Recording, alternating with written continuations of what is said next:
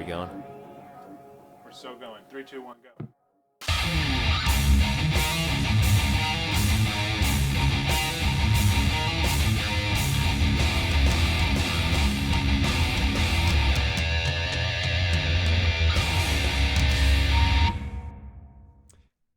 Welcome back, folks. This is Shem Groby.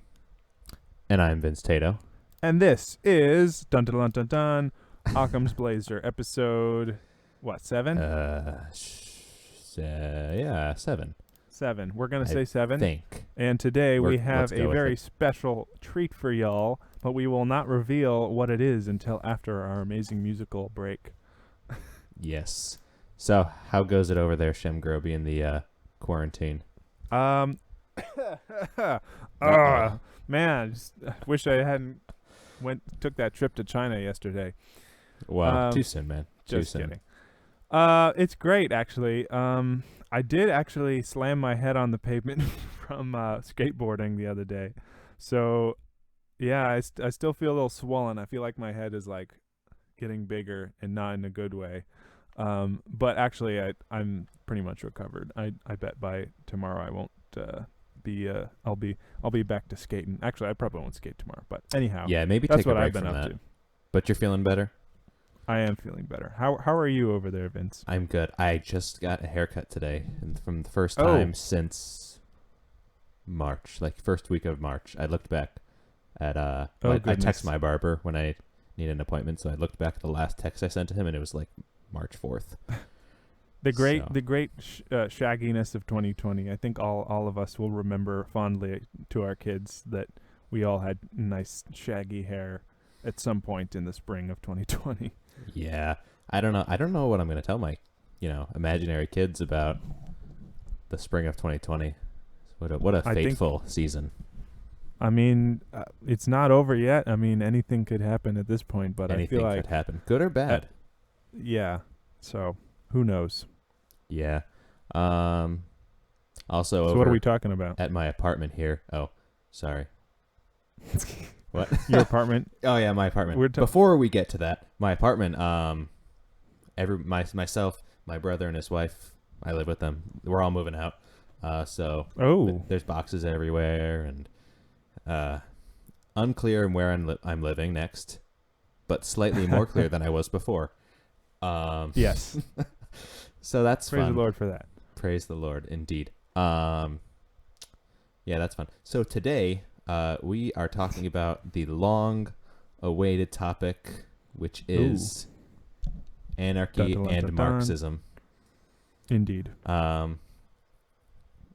think this originated in the conspiracy theory episode when I was like, I don't know why it even popped up, but I was like, Marxism. Yes.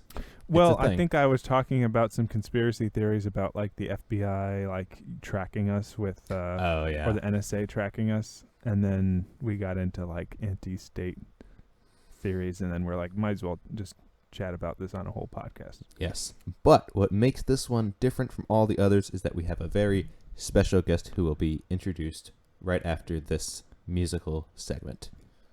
Enjoy this song, which Vince has very fondly recommended to us.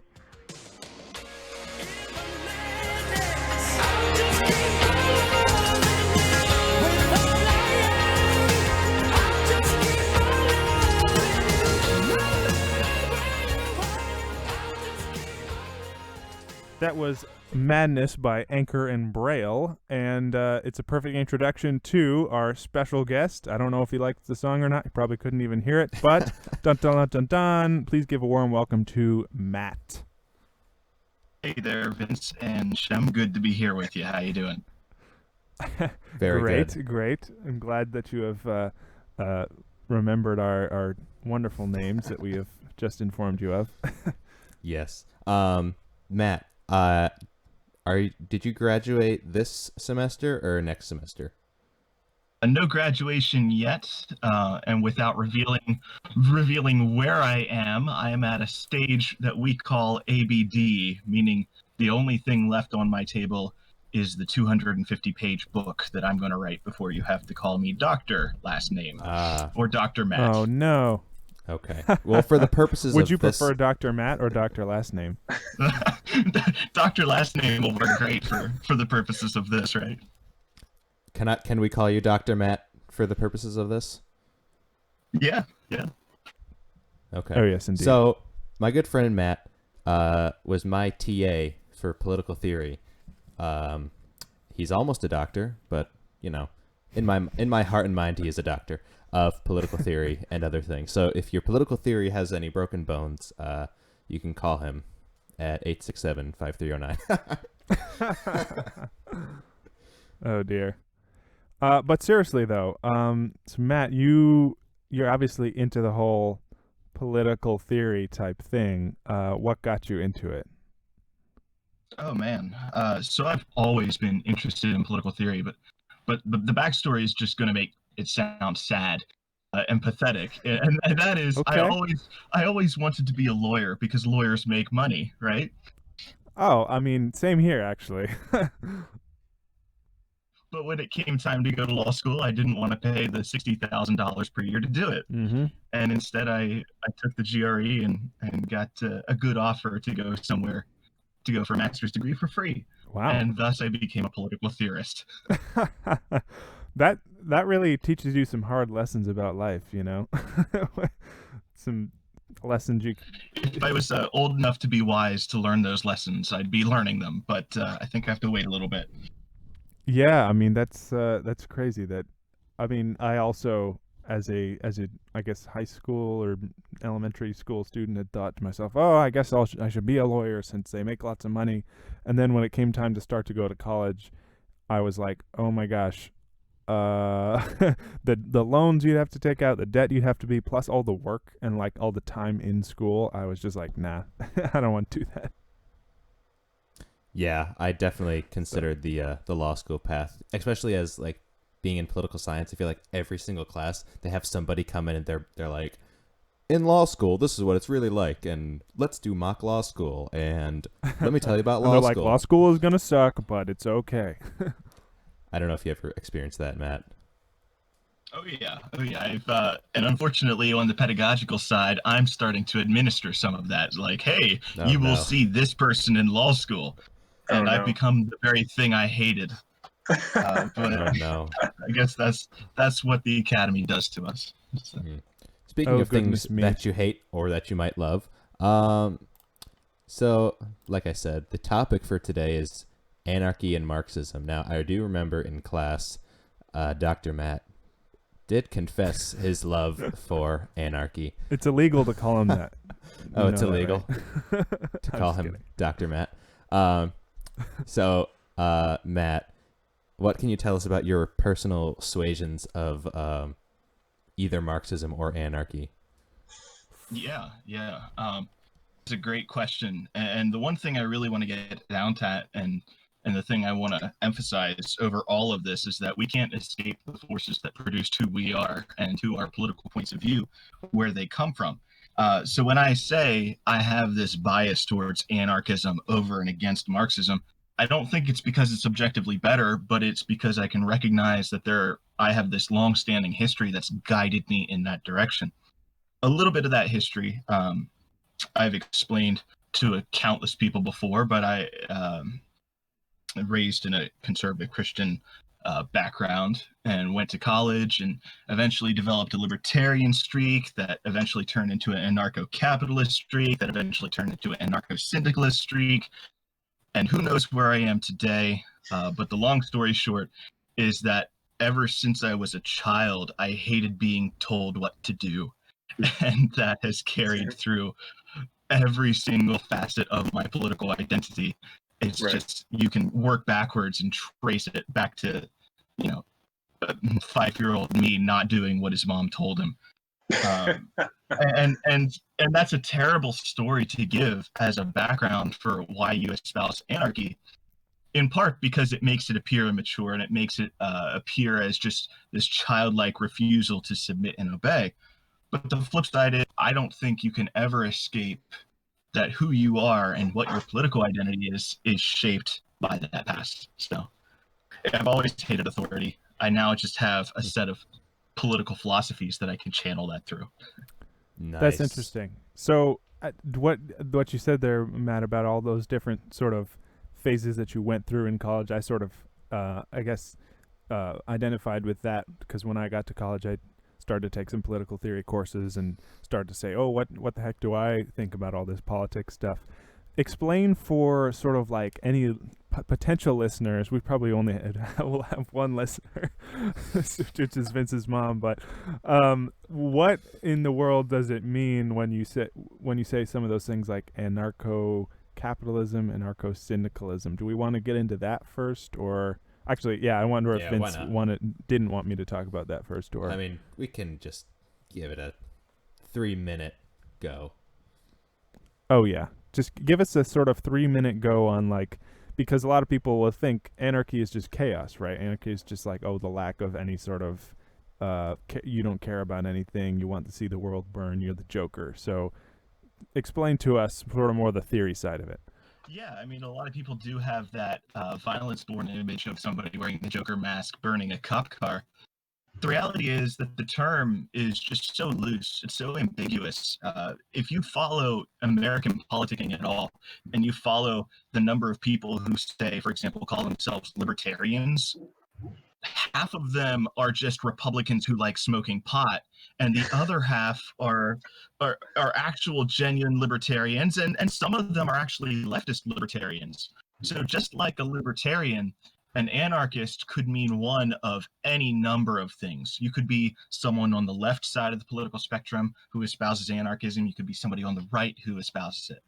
When I say things like anarcho-capitalism, that's an obvious one to a lot of people.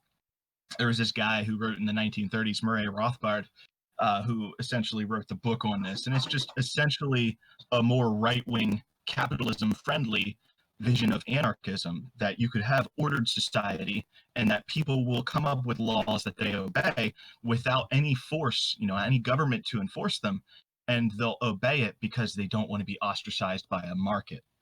Alternatively, you have things like anarcho-syndicalism on the left, and that's a less market-friendly vision of, oh, markets dominate you. It's a form of oppression in its own right. You have to eliminate that and find a more simple communal way of living without government's presence.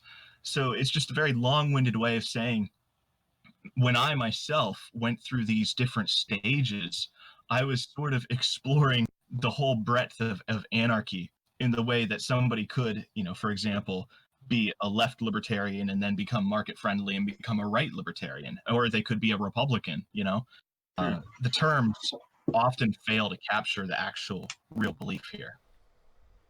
Right, because like Republican it's a party, it's an organization of people. There's no anarchy party, because that sort of goes against the idea. Or I don't know, am I wrong? Has there ever been an anarchy party? You are not wrong, sir. In fact, I have in the past frustrated students by telling them that I'm from a swing state and I don't vote. Because to vote would be completely inconsistent with my beliefs. Okay. Interesting. Right? Interesting. So interesting. So anarchy, let me just sort of see if I get this other thing right. Comes from the words in the Greek, or is it the Latin, for no rulers? Archon is ruler and an is against. Is that? Yep. That is absolutely correct. It's the Greek. Okay, yeah. And yeah, so basically, as far as I can get it from you and from what I can gather, it's just any sort of, it's a label that you can apply to anyone who doesn't believe fundamentally in the idea of there being rulers, of there being someone that says what should be done and what shouldn't be done. If you sort of contrast that, because the other side of this podcast is the Marxist side, let's ask Vince what he sort of sees as, like, I don't know, sort of introduce Marxism, or sort of maybe some sort of little, I don't know, a contrast to anarchism.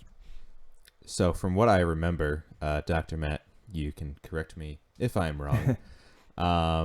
Marxism is more of an economic system which takes control of property, and money, means of production and labor, and it takes that and it disperses it among society, and in theory, it will help people pursue freedom more to its most logical conclusion, as in people can explore their passions more, people can not be squashed down and oppressed.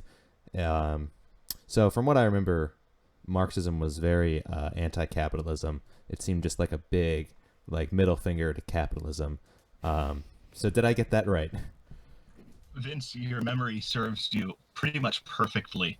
If I was to boil it down to a few key statements, it would be a little more than what you've just said. What I'd say is it's this point of view that where we are and who we are and our points of view, they always come from material conditions. That when you're working on something, you're not only, say, making a widget with your bare hands. In doing work, in doing labor, you're changing yourself just as much. There are some obvious ways this happens. If you're sitting at a desk all day, you're going to get fat, but your brain is going to be, it's going to have more wrinkles than the guy who's going to be ditch digging all day, and he's going to be buff but stupid, right? So your labor changes you just as much as you change the object. And because of this, there's this ethical imperative behind stopping the system that causes us to mortify our bodies and our brains for somebody else to profit. And you got at the heart of it there. All right. Huh. From what I remember, the best Sorry, example. Vince, you go ahead. No, it's okay. We can get to you. It's not okay. I'll deal with you later. Off screen. Stop making me laugh. It's supposed to be serious. From what I remember, one of the best examples I heard in class was that in capitalism, if there was some kind of antique violin, it would be put in a glass case and nobody would ever be allowed to touch it, and we could just look at it. But under Marxism, that violin would be enjoyed and played, and we could say, wow, that beautiful antique violin sounds amazing. So is that along the lines of correctness? Yeah, that's absolutely correct. And that example, it's one that I've heard just as often as you have, and it's perfect because for Marx, what you want out of this, all of our human nature, what he'll end up calling species being, what it means to be a human, is dictated by our sensory perception and finding new ways to use your senses of touch and smell and taste and sight to enjoy the world, to work upon the world and contort it to fit our needs and our uses. And the problem with the Stradivarius violin is that I've never played one, but supposedly it sounds so much better than any other violin. But because it's so rare, you're never ever going to hear it played. Because if somebody plays it, they could break it. And now it's an object of capital. And for Marx, this is where the object develops a personality of its own. So now not only have we, in laboring, we've reduced ourselves to some object in a capitalist machine that produces wealth, we've become objects. The object itself now has a personality. It's ruling over us. And that's amazing. And it's an amazing example of how money distorts your ability to live your best human life by experiencing new senses, tasting new things, hearing new sounds, etc. And it's an amazing example. Can I sort of butt in here, Vince? Yeah. Nice. I just want to ask your permission before you whack me over the head. He beats me. Just kidding.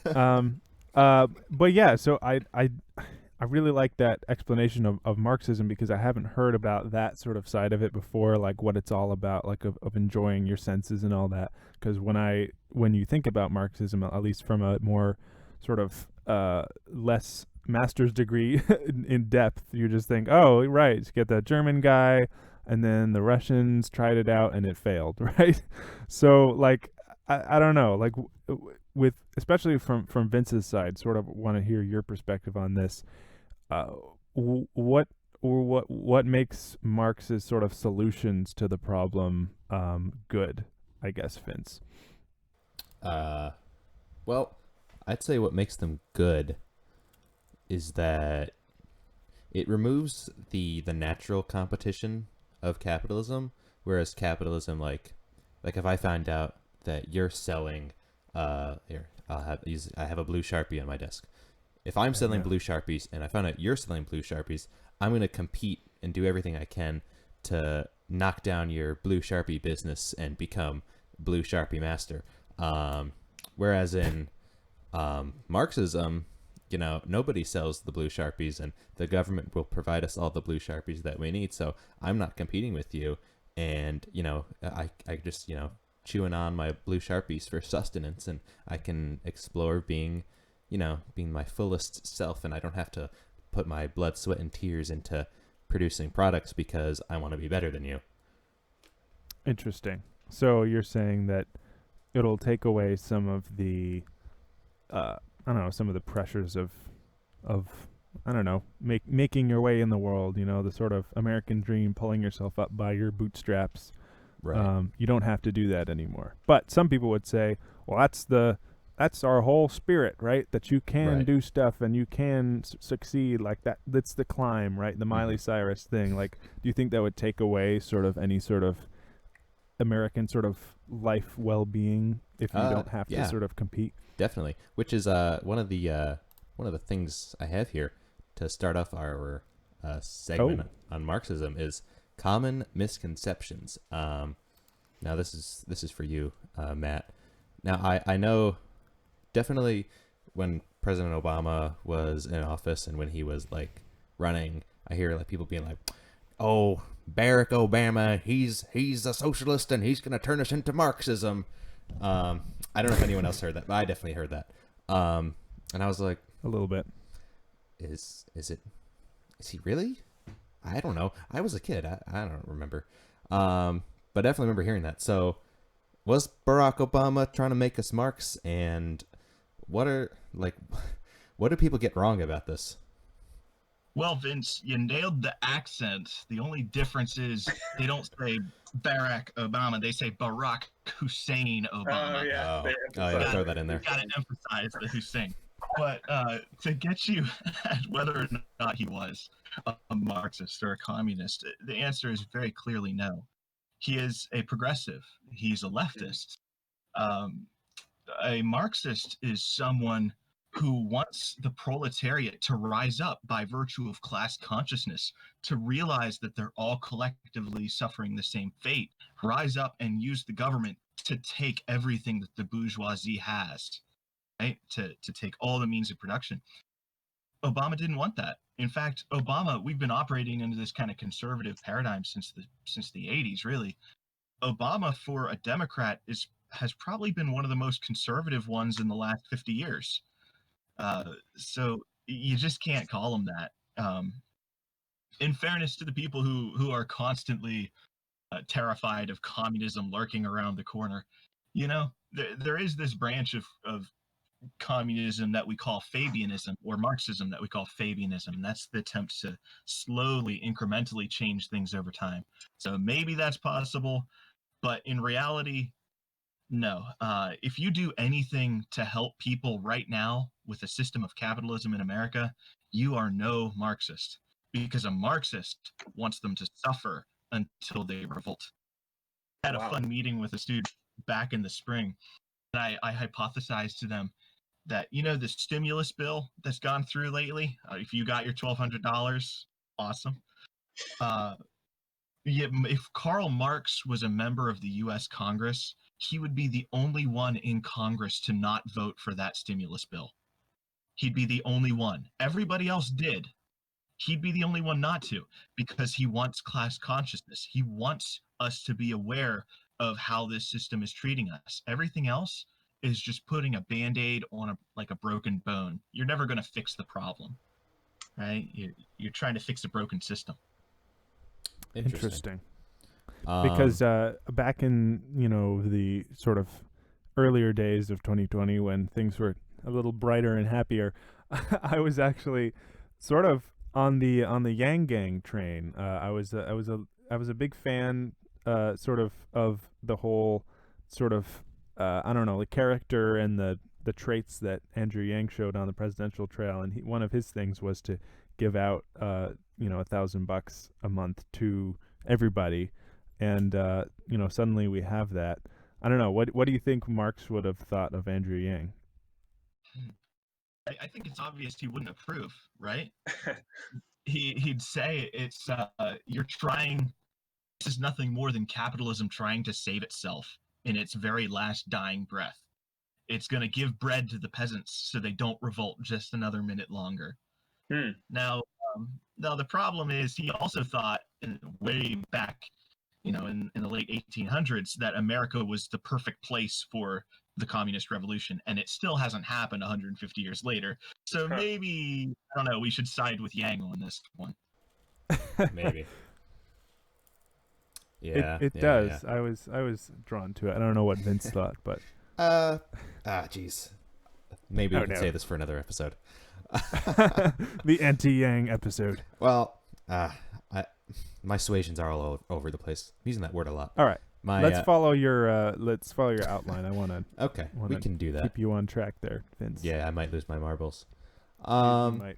So, like, when people hear Marxism, why do they immediately oh no, it's the devil. The devil's gonna get me with their Marxism, and we can't let that happen. And the Democrats hate America, and they're gonna, it's communism. I mean, it's not the 80s anymore. It's not the 80s, but there's a lot of things tied in that I feel like. I mean, the whole communism, Red Scare, but then with Marx, I feel like if you actually look at his work, like Matt was saying, he sort of he's not uncomfortable with us being uncomfortable, right?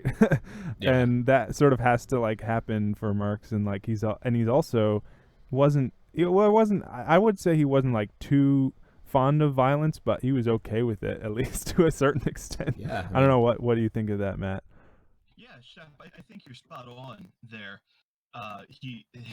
His lack of discomfort with our discomfort is amusing, but it's absolutely necessary. And in his argument, it's inevitable. Right. And but where you're going, other point,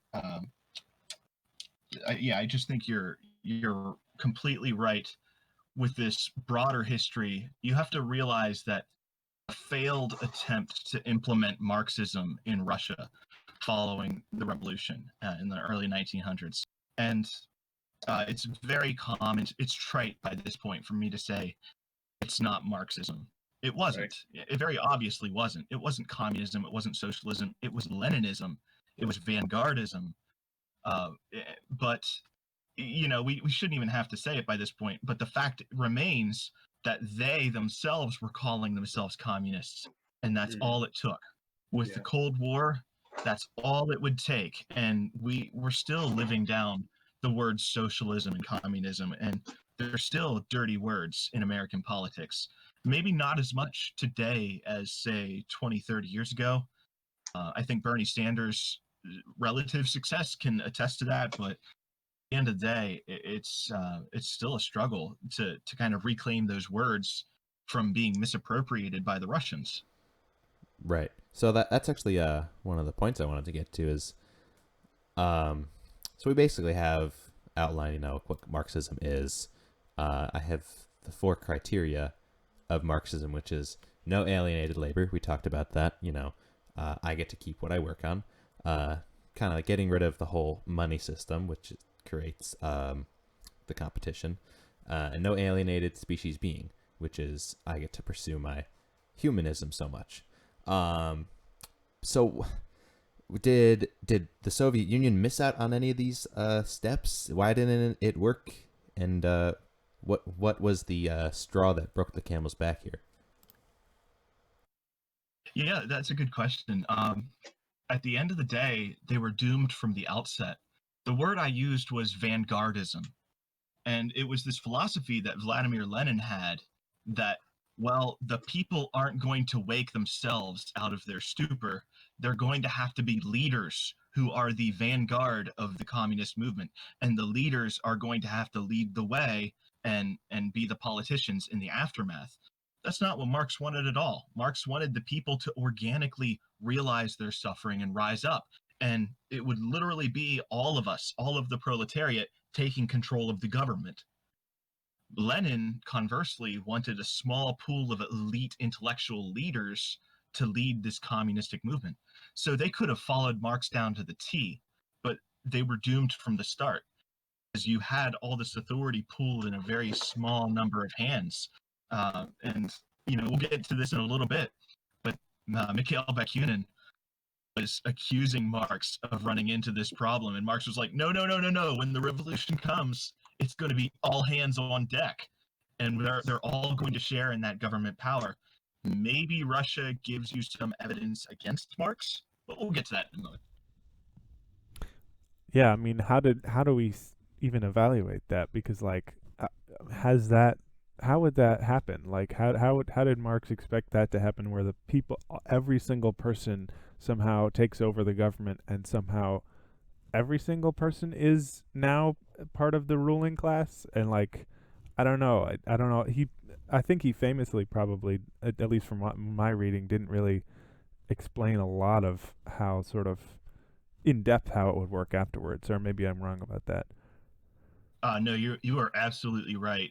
You can go through the early manuscripts. You can go through the German ideology, the Communist Manifesto, Capital. You can go through it all, and he is really ticky-tack on how this is all going to go down once the bullets start firing. In a debate with Bakunin much later afterwards, he was starting to give some specifics on how it would be mostly operating at the local level, so it could be all hands on deck on talking about political decisions, how we're going to take the bourgeoisie stuff. But the reality of the situation is that I don't think we're going back to local government anytime soon.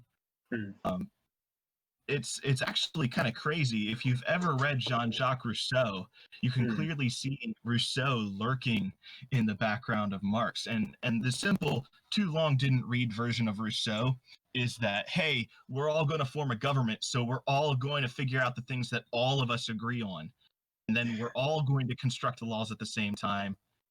And the only laws that exist are the ones that all of us made. But if you don't agree with us, then we get to kill you. Exactly. And that's the problem. You can't get 10 people to agree on what kind of ice cream flavor is best.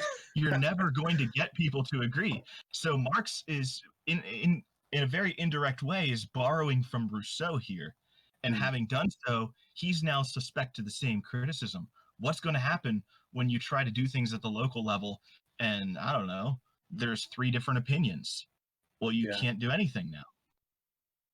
And so Marx doesn't give you a lot of vision. Yeah. From what I remember, Rousseau was, he liked democracy. Yeah, I mean, he said he did. Is that his thing? I guess so. So it's kind of interesting that him and Marx go together. Oh, say that again, Vince? I just said that if we can see, like, Rousseau, like, in some of the Marxism text and vice versa, then it seems if Rousseau was about, like, democracy, but Marx hated democracy, it's kind of interesting that they had to overlap slightly. I don't know. I feel like a lot of this is just like words that we have a lot of meaning. We have a lot of like already, like we think, oh, we got democracy, and then we got Marxism. It's all about the I feel like everything's all mixed up, but a lot of these philosophers I feel like had a lot of like similarities and more like common goals. Even with like, anarchism and the socialists and all that, all the different theorists. A lot of them, they're trying to, in the most theoretical sense, like make everyone enjoy their life as much as possible and be free of oppression. Like that's sort of like a thing that unites them, but it's just sort of a question on what they think we deserve and how they think we ought to get it. I don't know. But I think I see what you mean, Vince, that it's sort of surprising that they share some of those strands. So I guess the last point that we have here for Marxism is going back to the old trope of, Barack Hussein Obama is gonna take our guns and Bibles and oh no, and the old people are going to eat dog food. Or that might be the Republicans. Not sure. So are we going to be enslaved under Marxism, or are we going to do more and explore our passions more? So let's say, what would the what does it ultimate ultimately look like? Marxist Say, like, in an America imaginary look like? world, I live under a Marxist system. What would my life look like?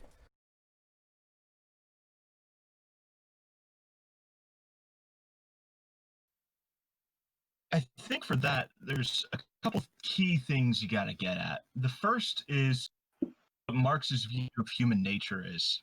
And that is, he thinks humans are naturally industrious. They're not lazy. They want to do things. They want to work on stuff. They want to be experiencing new things. They're naturally curious. Mm-hmm. And then beyond that, the other thing you have to consider is that Marx, his objection is against private property. And that's a very technical word for him. It's not personal property. It's not your toothbrush. It's not your hat. It's not even your house. Private property is defined as the source of capital or the machinery or the means of production that you use to exploit labor. Right. So if you have a bank account and there's interest on your bank account, only making money by going and investing in a company that's exploiting labor. I own a few shares of AT&T. Well, my money only makes money if they're exploiting their workers. And this is all part of Marx's theory. So then the logic of it is, in the manifesto, he writes, we will make, quote, despotic inroads on the right to property or private property. And what they mean is, you're going to keep your toothbrush. You're going to keep your hat. You're going to keep your house and your car. It's all good. But your brokerage account, ours. The factories, those are ours. Your savings account, really any money is just going to be out of the equation here, right? As Vince has already gotten to. But what this looks like in practice is, and I'm going to paint it in more optimistic terms just to give Marx the benefit of the doubt. Under a capitalist system, you have your job and you hate your job, right? You're at work and you don't feel like yourself. You're getting yelled at by customers, whatever, you know. At home, you feel most like yourself because you're not working. But that's terrible because Marx wants us to work on the things we want to work on. He wants us to play the Stradivarius violin. So there's a passage in, I think it's the German Ideology, where he says, under capitalism, every one of us is just a cog in this machine. The division of labor is in process, so that way, you know, Dr. Matt is a teacher, or Vince, I don't know what you're looking for an occupation, but you are a campaign organizer for some person, or you know, this person makes fast food, or this person cuts hair. You know, you only have one role, and that's terrible to Marx. What he wants is, under communism, you do whatever you want. You organize your labor however you see fit. In the morning, I plant some potatoes, whatever, you know. In the afternoon, I butcher because I want to provide meat. In the evening, I make shoes, or I critique and do philosophy.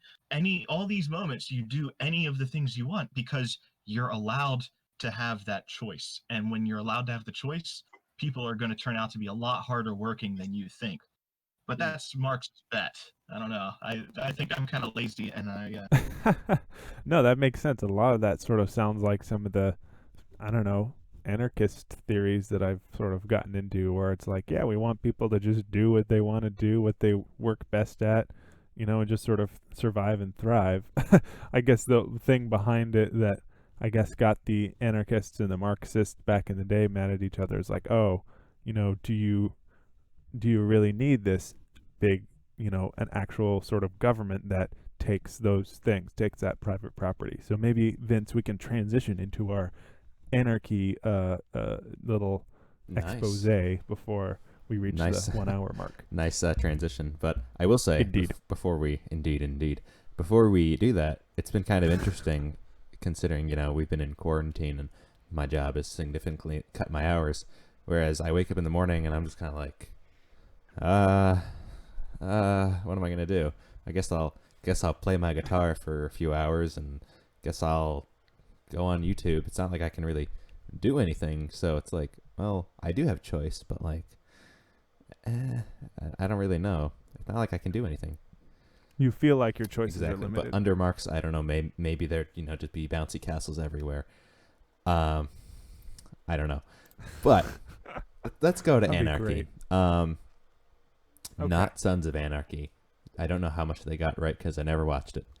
Me neither. So does Anarchy seek to destroy capitalism or just all government? And tie that in with, let's say, some common misconceptions about anarchy.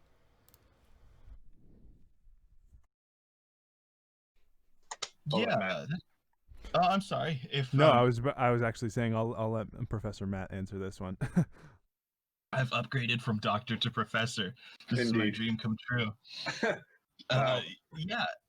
A lot of it gets back, though, to what we were talking about earlier, how there's all these different types of anarchists. And some of them do seek to destroy capitalism because they think if you're going to oppose the state, then you need to oppose domination in all its forms. Some of them are going to say, no, we can use capitalism to create an ordered society so that works so well, we don't even need government anymore. Right? That's the kind of anarcho-capitalist point of view. So it's tough to say definitively. I think the most popular strands of anarchism do have an anti-capitalist component to them. And that is stemming a lot from Emma Goldman, who we might get into in a little bit. She was the one who kind of first infamously argued that, hey, if you oppose domination by the state, then you necessarily oppose domination that religion has over your mind, that capitalism has over your wallet, that government has over your liberty in general. You have to oppose all of them if you oppose one of them. And she was the first voice to really do that. So it kind of does generally oppose all of them, but not all of them do. The huge misconception with anarchy, though, is one that we've already tackled, and that is no anarchist, no self-respecting anarchist believes in violence, right? They're not buying the anarchist cookbook and using pressure cookers to make bombs to put in public areas. No, they're sitting down, they're reading, they're thinking, how can I convince others to join this? For the most part, they're not thinking about violence even to uproot this system. They don't want chaos. They want order. They want legitimacy, but they want order where everybody's free to do what they want.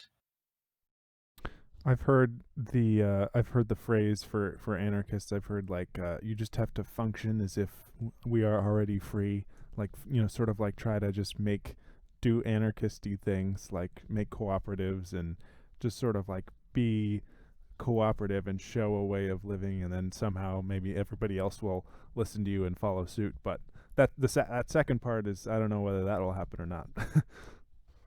Yeah, again, like the flavors for ice cream. Yeah. So anarchy is not like V for Vendetta at all. So what you're saying? Oh my God! No. So I've never read the comic, but I hate the movie. Oh really? I thought the movie was good. Yeah. What's that, Vince? I thought the movie was good. I enjoyed it. I never saw the movie, actually. No. The violence is fun. I'll give it that much. Violence is fun. I think that's the major problem we're running into here. Is that the anarchy boiled down to 3 words, right? Violence is fun. No, I mean the problem with it, because I don't know if this is sort of going off into a tangent, Vince, but like maybe it's not. But sort of my big thing that I was thinking about a lot when I was going into college, getting into some political theory, is like violence is just behind like everything. Like that's the whole reason that the government is the government. Like it's just because they have the big stick. There's no other reason. I just sort of got really, really cynical about what I was raised to believe is that, oh, America is this nice democracy and we all decide what happens. But, ultimately it's because the government has for some reason, right to use police power to kill people, as we've unfortunately seen, and somehow, and they have the military because they can just send those in, and because they have that, that's what makes them the government. If they didn't have any of those weapons or anything, or any sort of right in our heads, then they would just be sort of a helpful little guy sitting on Capitol Hill saying, well, I think we should do this. I don't know if that was too much of a tangent, but I want to know your thoughts on that. This is all just one big tangent. Like, I don't know. Indeed. I feel like if you have power, if you have leg up on somebody, you're gonna use it. Yeah. Like, I feel like everyone's like, oh, we have to stop, people, the police and the military for being so powerful because they're gonna do bad things. I'm like, right. I mean, if I got That's $5, I'm not gonna give it to you. Like, let's amplify that by millions. If I have $1 million, I'm not gonna give it to you. Like that rich guy who invested in the oil. What was his name? Rockefeller. Invested in oil? Yeah, oh, that Rockefeller. Guy. One of those. Yeah. He said, how much more money do you need? And he said, just $1 more. I'm not sure if that's correct, but it's a good analogy. Like, it's a famous one. Yeah. If you have power over somebody, you're going to. I just hit my mic. Whoops. You're going to. You're going to use it and probably do something pretty crappy with it. As we unfortunately seen, it's just the way it is. So. Yeah, I mean that's the problem because like power exists, and the question is is there ever any way to win against power without using power? Like the guy with the big stick always wins. We can sit here all day and say with our anarchist theories, like, yeah, we could form into syndicates or we could try to do this and that, but ultimately it's sort of, it comes back to this whole thing with back in, I think it was Plato's The Republic, where, or maybe I'm thinking of this wrong, but where this guy Thrasymachus is just like, yeah, whoever is the most mighty is just that's what's right. Might makes right. And he's not wrong in some sad instances. I don't know. Shep, I am so happy you brought that up. I love teaching from Plato's Republic, and it's that first chapter where people they either decide they love or they hate Plato. Because Socrates in this is never giving you a straight answer as to what justice really is, and Thrasymachus is like, guess what? I'll answer it. Justice is having the bigger stick than the other guy, right? And what I say goes. And there's a lot of that you have to work around. And if you're going to espouse an anarchist point of view, you're going to have to get around that problem, right? Mm-hmm. You're either going to, and this is, I could end up dragging us into a tangent that gets away from the topic, so I'll just try to bring it up and keep it contained to itself. Okay. But, there's a lot of protests going on right now in Washington, D.C. over police brutality, right? Right. And you see all these people, the guys holding the sticks, so to speak, they're saying, hey, don't you do that peaceful protest like that Martin Luther King Jr. guy. Yeah. Right? Because you're just delegitimizing your movement. Well, guess what? Martin Luther King did do that peaceful protest stuff, and then he got assassinated. and then nothing happened for the next 50 years outside of the civil rights movement in the early 60s. And now we're protesting it again. Right. I go back to the guy who was on the other side of the spectrum from MLK. Malcolm X was there, and he was saying, hey, if the ballot won't work, we're going to use the bullet. Mm-hmm. So at the end of the day, the violence is justified. Maybe you do need to do this. Maybe you need to start carving out a bigger stick. Maybe. I don't know. Yeah. It's confusing. So, the underpinnings of anarchy is freedom, which, if you think about it, the common understanding of anarchy is just, I think there was an anarchist that lived on my street growing up. He didn't pay his taxes or something, and he thought he was an anarchist. I'm not really sure. It's probably one of those, urban legends. Maybe he was a libertarian. He might have been a libertarian, or he might have been a neoliberalist. You never know. So Goldman, my Lithuanian sister from, another Mr. JK. Her three criteria, I guess you could say, for anarchy would be freedom from the government and free access to natural resources, freedom to be a full human being without the constraints of government, and freedom to engage or disengage from a community or association.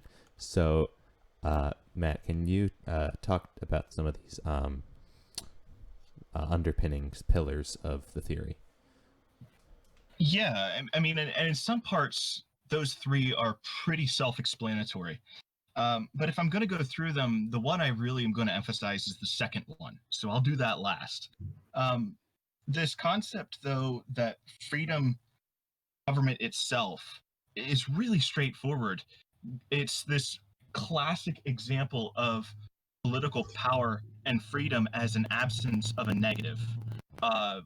You are free if government isn't there telling you what to do. And that makes sense to anybody, right? The third one, that freedom to engage and form free associations, that makes equally clear sense to all of us. It's it's a subclause of the First Amendment, so it really shouldn't be foreign to any of us. But the second one, it's the freedom to be a full human without having that constraint. This is the key one, because if you want to understand how anarchism functions for Emma Goldman, you have to understand that no one on the face of the earth has a clue what human nature is. Yeah. As long as we've been existing under government, we don't know what it would be like when the government isn't there, right? The example she uses is if you have an animal in a zoo, you put the animal in a zoo, and if you're going to sit there and try to figure out how the animal acts by putting it in a zoo, you're going to get inaccurate data because it's constrained. It's not living its normal best life. It's not choosing how to live. So you're never going to have a clue. Similarly, if you're going to try and say, oh, people are lazy or they're violent or this or that, they'll engage in crime, she's going to say, you don't know that. If we didn't have government, it's entirely possible that without that constraints, we order ourselves and we pursue our most human creative components. Again, a lot of this Marxist terminology is cropping up again. They want us to be free to become our most full human self. It's just a difference on method of how you get there, I think.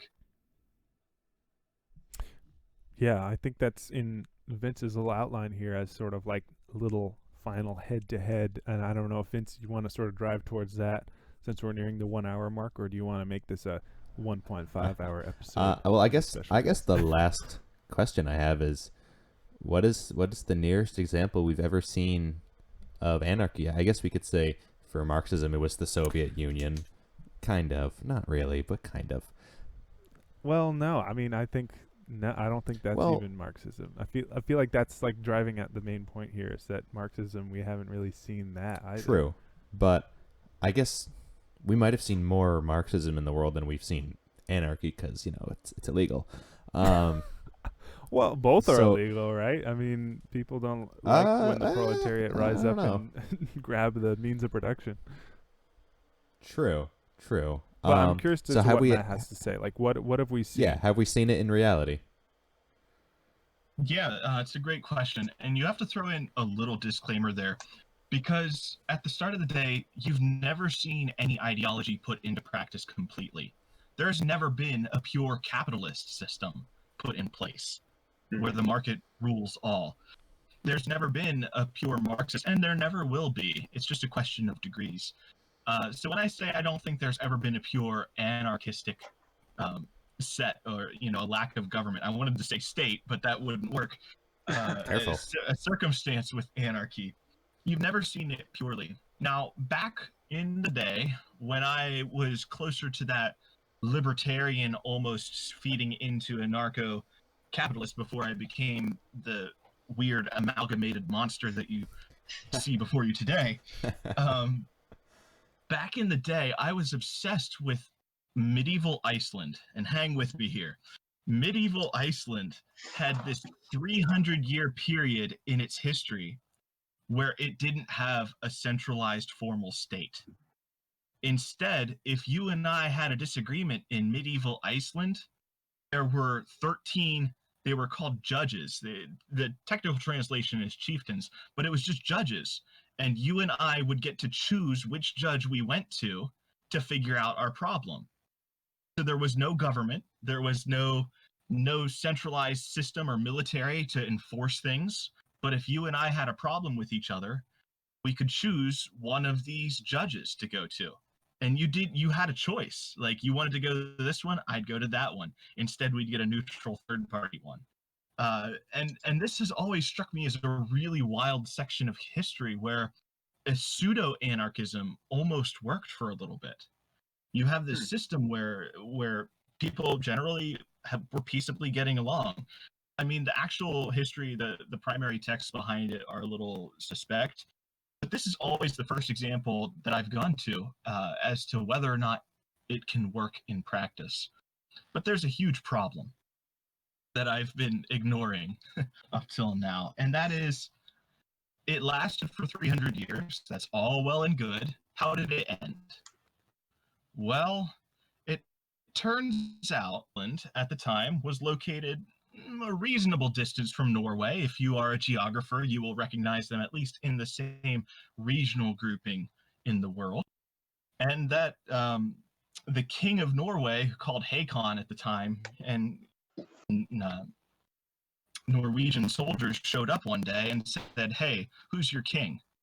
And they're like, "Well, we don't have one." And he's like, "Okay, I'm your king." And that was it. That was the end of it. Okay. So now you have this huge problem for anarchism. What happens when somebody shows up with a big stick and says, "I'm king now"? Right? So and this gets us to a little bit of a difference between Marxism and anarchism in how they are supposed to go about. Marxism says there's this general principle that we want to get at, but it can be tailored on a nation-by-nation basis. The US is supposed to be a more fertile ground for communism than, say, Russia, which is why it failed in Russia. But anarchism can't do that, because if you're anarchist in Canada, the USA is going to show up and be like, "Hey, we noticed you have some oil. We're going to be your government now." So you're going to have to solve this problem of externality, and that's a huge problem for anarchism to grapple with. Interesting. Wow. So that's really interesting, because, I was thinking of some examples of the stuff that I had heard about, but I wasn't sure whether they could really be considered anarchists either. And I think it's because of this problem that you said, where I think ultimately, if you're really as anarchist as you can be, then you have no real sort of defense against becoming an-anarchist. And the one thing that I was thinking of that I have been occasionally sort of following on and off in the news is this area of Syria called Rojava or Rojava. Have you heard of it? I'm going to be like Gary Johnson and pull a "What is Aleppo" moment. I've never heard of it. Yeah, I've never heard of the place. So it's like this area in northern Syria that has been, and I'm not up on the history. I should have done a little bit more research. But essentially, now what they have is this sort of tiny little councils in the local localities that help run these cooperatives. Like, they have cooperative agriculture, cooperative. They have a cooperative military. So like, their military, obviously Syria is kind of a war-torn region, and they, use their cooperative military to fight off the people that are trying to invade and turn them into a less free society. But they call themselves like democratic region of northern Syria. So that's the thing, is like they are, it's ROJAVA if anyone's interested. But so it's like, I've heard that it pointed to as an example of anarchy and of working anarchism. But the thing is, they still have organization, and they still have like little small tiny local governments. So in some ways it's almost like in Rojava, if you look at it, it's almost a little bit more like Marxism, where the people have gone up and seized the means of production, which is the agriculture companies, the I forget what they have there, if they produce oil or just sort of like the water supply, and they're sort of struggling, as everyone is during the coronavirus and everything else. But Anyhow, but I think it's an interesting example of possible, like, I don't know whether you want to call it Marxism or communism or whatever, but I don't know. Little examples like that have existed and will exist. Interesting. I had no idea about that little Tiny country. thing. Country, is it, you said? It's just like a free region. They try Okay. to tell everyone else that they're a free region. They had some sort of leader that died, and they sort of like worship him, which is weird. Sounds like another country I know by the name of North Korea, but yeah, exactly. it's, But from what I've heard of different reports of it, and there has been some reporters going in, but actually not a lot of news coverage, which is unfortunate. It's a pretty free area. Like, supposedly, the area had a lot of history of violence against women and women being oppressed. You got that sort of stereotypical sort of Middle Eastern oppression of women thing. Or, I mean, it's all over the world, unfortunately. So now they're like little town councils. All of their councils have to be like 40% women, at least, or it's like 40% or 6% of. There's some number of women that have to be on each like little council. Anyhow, but that's not. But that I wouldn't consider that anarchy, because that's still like a government. Right. So, now we've come to that time where these two are gonna go a little bit head to head. We've talked a lot about like freedom and getting to freedom. It seems like they're on these like parallel paths for a little bit, where they're like, all right, we hate government, we hate capitalism.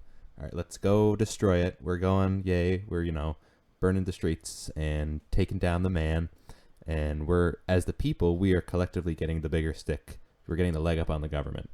But then something happens and they're at odds with each other. So what happened? Why did the path split?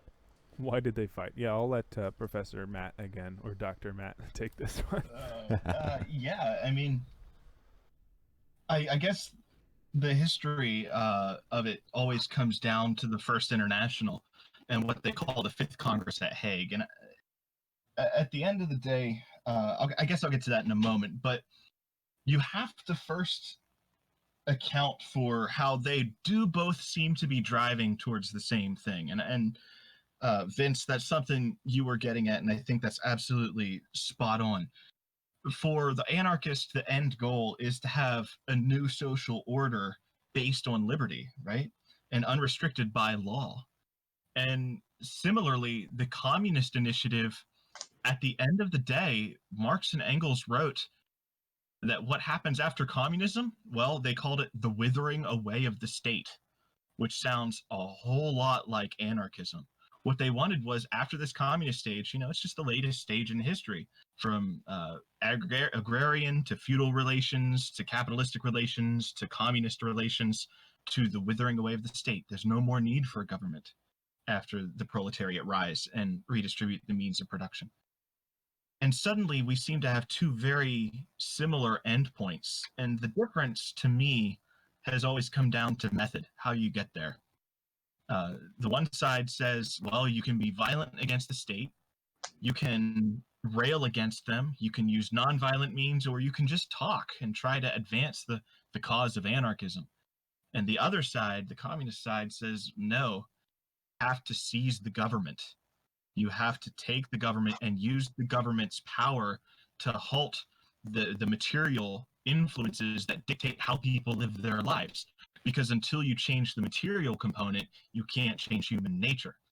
Meanwhile, the anarchists are saying, human nature, you don't know what it is until the government's gone.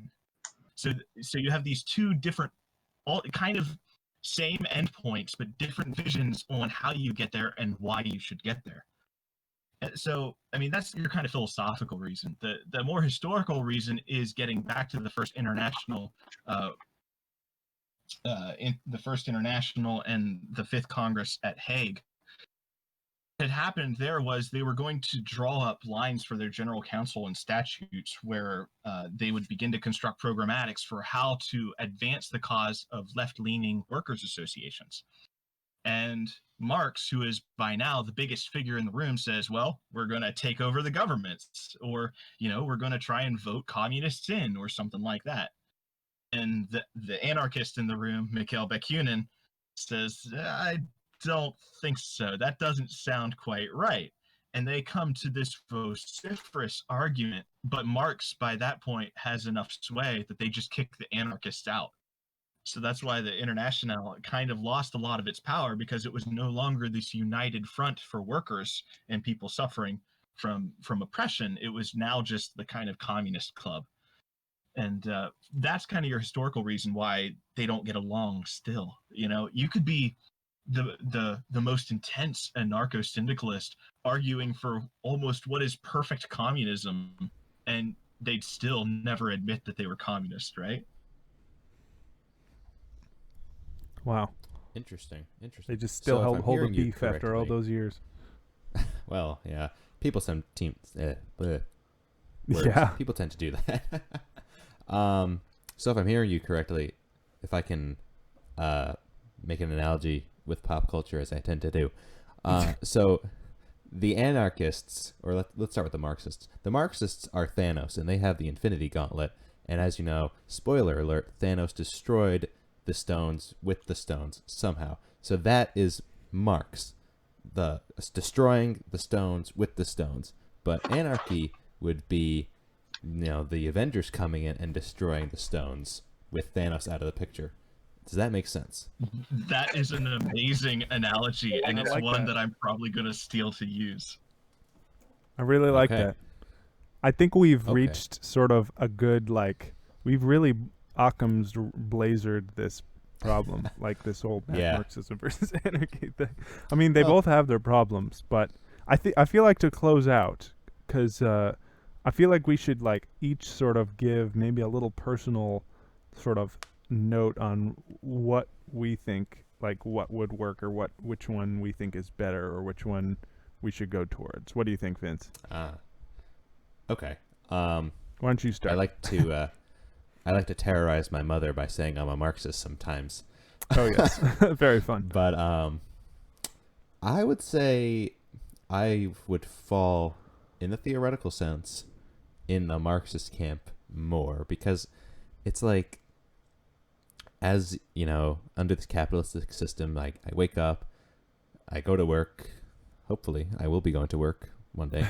I go to work and I'm like, my boss is an idiot, and I have to, feed these people, and they're never happy, and I'm like, I make this food for you, and then you eat it, and I don't get to eat this delicious food I make for you. And then at the end of the day, I can eat lukewarm whatever it is I made for this grumpy old person. So I'm like, but under Marx, it's I open up my fridge and I make, this delicious food, and I get to eat it.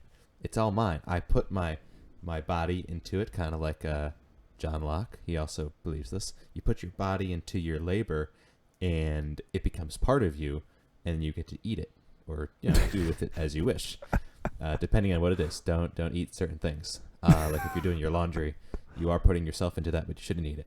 Eating your own body. Yeah, don't do that. That is cannibalism. But you made me lose my train of thought. Sorry. I remember. So you go to your job and you clock in, and you are selling your labor. That is one thing that stuck with me. It's sure. I clock in, and I agree. I will give you 4 hours of my time for, $100, and I sold my body for these 4 hours, and that is time I can never get back. But under Marx, it's well, if you don't want to sell your body, you don't have to. Marx says capitalism is making you a prostitute. So you're not doing that anymore. You can just, play your Stradivarius violin. You can eat your food. You can keep everything that you love near and dear to you. So that is the attributes of Marx that I am yeah, that's great. How we get there is another story, but I'm going to pass that off to you, Professor Matt. Oh yeah. Well, I've made I guess no reservations, and I've not been shy about which side I ultimately side with. But first, I gotta say, I think you're spot on, Vince, with linking Locke with Marx, and this is something that a lot of people do not like to do, because both conservatives and liberals hail a sort of intellectual legacy from Locke. But you're absolutely right. When you're in the workplace, you can feel alienation as it's happening to you. Every time in the past, I've sold auto parts for a living. You can feel your alienated self every time you're making money for somebody who doesn't care about you while the customer is screaming at your face every single. You feel it. And you feel that you are putting a part of yourself, you're mortifying your body and your brain to change the world around you so that others can take advantage of it. In a weird way, the cannibalism is happening, but it's the bourgeoisie who are eating you instead of you being able to take care of it yourself. So I feel that, and I feel when I work under a capitalist paradigm, I feel that too. At the same time, Mikhail Bakunin's warning sticks in my crawl. This anarchist side of, I don't think you can use the government as a tool to beat down the oppressor, because then you will become the oppressor. And I don't think you can get everybody on board to agree with how we're going to use the big stick, because eventually there's going to be disagreement, and then you're going to kick out the people you disagree with, just like the First International in the meeting at Hague. If that was a government, they'd have been using it against Bakunin. And Bakunin's not the oppressor, the bourgeoisie are. So while I'm sympathetic to Marx, I'm going to side with Goldman on this one. I like that. I think Bakunin said, well, I'm trying to not to misquote it. He said it's no worse. No, I'm gonna misquote it. So I just won't. But let me give my little perspective. I would say I would land on the side of anarchy because, well, for a multitude of reasons, but I think actually I'm going to do a strange one. I'm going to say I'd side with anarchy because of moral imperative. Because I think that for me, I have chosen not to put any sort of domination on my fellow man. And that includes, and ultimately includes, violence. And so I'm a pacifist, I guess you could say, or a nonviolent. And I think that trying to involve myself in government or trying to support a government which ultimately is just based on violence, I think that kind of goes against what I believe, what I think is part of my Christian faith, actually. It's just my personal faith. I know there's a lot of Christians that believe, oh yeah, the state is great and, do this and that. And, just to bring a new sort of perspective to the political table, I think that I would side with anarchy, not only because of its sort of logical sort of, it makes sense, right, that we should be able to live like this, but just because of morality. And also, when I say it's because of my morality, it sort of helps me in wrestling with that idea that we talked with Matt of, there's no, ultimately in this world that we're in, anarchy may not win because it has nothing to defend itself against, bad stuff. But sometimes doing the right thing is worth doing the right thing, even if you think it's not going to ultimately work out, even if maybe in 300 years or 3 years it's not going to work. It's still worth sort of doing the right thing, and being a nice anarchist. So that's my perspective on that. Interesting. I like it. Maybe we can leave you with this nugget of thought in your listening brains for those people who are so brave as to listen. Maybe Jesus was an anarchist, not a capitalist. Oh, I'll let the Republicans have heart podcast. attacks over that. That could be another episode. But I would say maybe Jesus was more of an anarchist than he was a capitalist. But well, I could be wrong, I'd say this 'cause I'm was a just talking. successful podcast, wouldn't you say, Vince? I think so too. Do we want to have a closing segment here? I'd say let's just end it off. Let's say a big thank you, round of virtual applause to Professor Dr. Matt here. Thanks for coming on the show. Thank really you. had a lot of fun. Hey, thank you for having me here, and a bigger round of applause to each of you, and a salute to both of you. I don't think there was any need for me to be here. It's abundantly clear that you both knew what you were talking about, but I'm glad you had me anyway. Oh, well, of course. Thank you. Thank you. We really appreciate your perspective, and I don't know, we hadn't done a podcast like this before. We're actually talking about something really actually sort of factual and interesting. Much more serious than usual.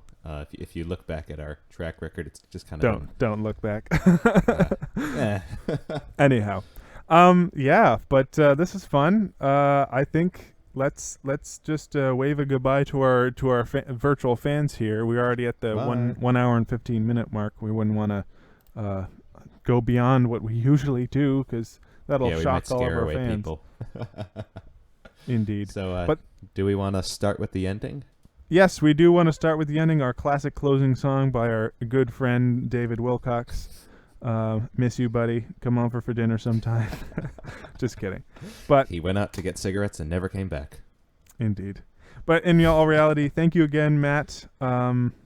Enjoyed having you on the show, and we'll see you all next time as I play this song that you all may not be able to hear. Peace out. Bye. Secret of a happy marriage. Maybe you should write this down. You want to keep a love together. The best way is to